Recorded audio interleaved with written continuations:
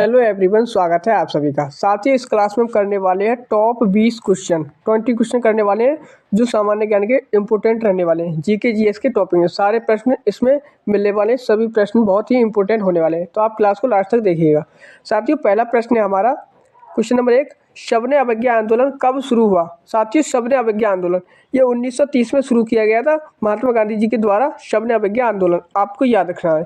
देखिए साथियों, हमारा अगला प्रश्न है साथियों हमारा, जलियांवाला हत्याकांड किस त्योहार के दिन हुआ था? साथियों, जलियांवाला बाग हत्याकांड ये बैसाखी त्योहार के दिन हुआ था। किस दिन हुआ था साथियों? बैसाखी के दिन।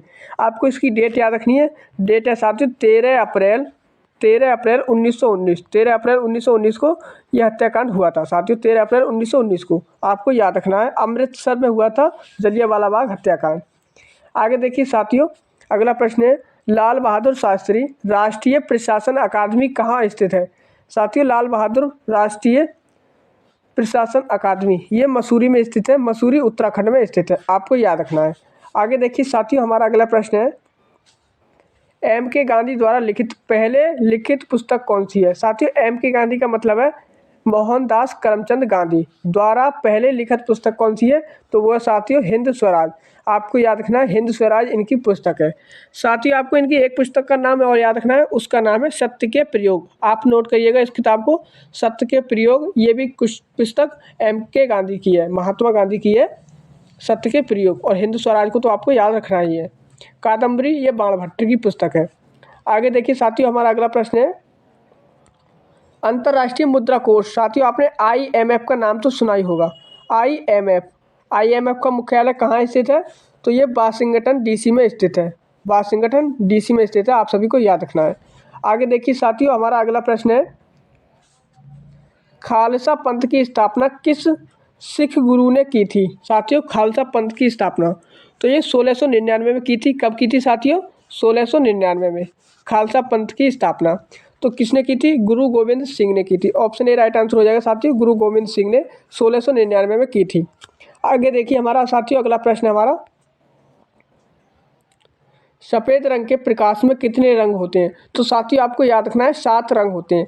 जब हम सातों रंगों को मिलाएंगे तो हमारा जो एक कलर बन के आएगा वो होगा सफ़ेद, वाइट बन के आएगा। अगर हम सफ़ेद कलर को एक प्रिज्म से गुजारें तो हमें सातों कलर अलग अलग दिखाई देते हैं। आगे देखिए साथियों, हमारा अगला प्रश्न है, रक्त का शोधन किस अंग में होता है? साथियों, रक्त का शोधन आप सभी को याद रखना है, जो रक्त का शोधन होता है वो होता है किडनी से। साथियों, किडनी से होता है, आपको याद रखना है। ऑप्शन ए राइट आंसर हो जाएगा किडनी। किडनी का साथियों दूसरा नाम है वृक्क। इन्हें हम साथियों वृक्क भी कहते हैं, वृक्क। आगे देखिए साथियों, हमारा अगला प्रश्न है, पीर पंजाल श्रृंखला किस राज्य में स्थित है? साथियों, पीर पंजाल श्रृंखला ये जम्मू कश्मीर में स्थित है और पीर पंजाल दर्रा भी जम्मू कश्मीर में स्थित है। गारो खासी जयंतिया पहाड़ियाँ ये मेघालय में स्थित है साथियों, मेघालय में। आगे देखिए हमारा साथियों अगला सवाल है,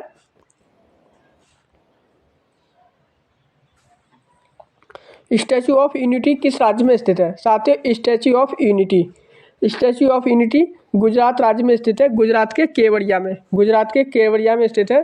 सरदार वल्लभ भाई पटेल की सबसे बड़ी मूर्ति यहाँ पर 182 मीटर मूर्ति का स्थापना किया गया है।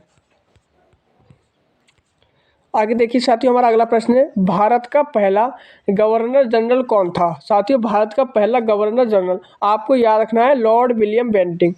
ऑप्शन बी राइट आंसर हो जाएगा, लॉर्ड विलियम बेंटिंक। साथियों, 1828 से लेकर 1835 तक इनका कार्यकाल रहा है। कार्यकाल को नोट करिएगा, 1828 से 1835।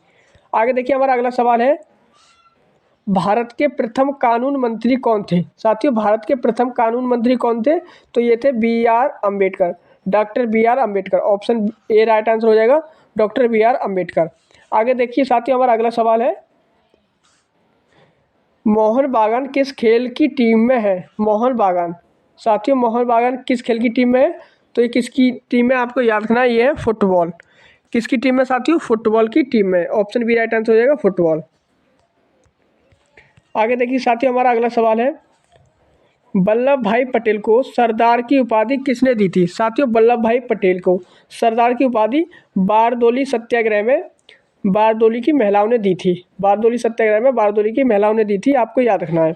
आगे देखिए साथियों, हमारा अगला सवाल है, भारतीय संविधान का अनुच्छेद 17 किससे संबंधित है? तो भारतीय संविधान का अनुच्छेद है 17, ये साथियों छुआछूत का अंत करता है, अस्पृश्यता का अंत। तो ऑप्शन ए राइट आंसर हो जाएगा, छुआछूत का उन्मूलन। आगे देखिए साथियों, हमारा अगला सवाल है, हड़प्पा कालीन शहर कालीबंगा, हड़प्पा कालीन शहर कालीबंगा कहाँ स्थित है? कालीबंगा राजस्थान में स्थित है, राजस्थान में। किस नदी के किनारे है? तो याद रखना है, घग्गर नदी के बाएं तट पर, घग्गर नदी के बाएं तट पर है राजस्थान में कालीबंगा। आगे देखिए हमारा अगला सवाल है, खेलों में सर्वश्रेष्ठ प्रशिक्षक का कौन सा पुरस्कार दिया जाता है? प्रशिक्षक का पुरस्कार, तो वो दिया जाता है द्रोणाचार्य पुरस्कार। ऑप्शन सी राइट आंसर हो जाएगा, द्रोणाचार्य पुरस्कार। आगे देखिए साथियों, हमारा अगला सवाल है, भारतीय स्टेट बैंक का मुख्यालय कहाँ स्थित है? भारतीय स्टेट बैंक का मुख्यालय कहाँ स्थित है? तो ये मुंबई में स्थित है, आपको ऑप्शन बी राइट आंसर हो जाएगा, मुंबई। आगे देखिए साथियों, हमारा अगला सवाल है, पृथ्वी का एकमात्र उपग्रह कौन सा है? तो वो है चंद्रमा। पृथ्वी का एकमात्र उपग्रह है चंद्रमा, ऑप्शन ए राइट आंसर हो जाएगा, चंद्रमा।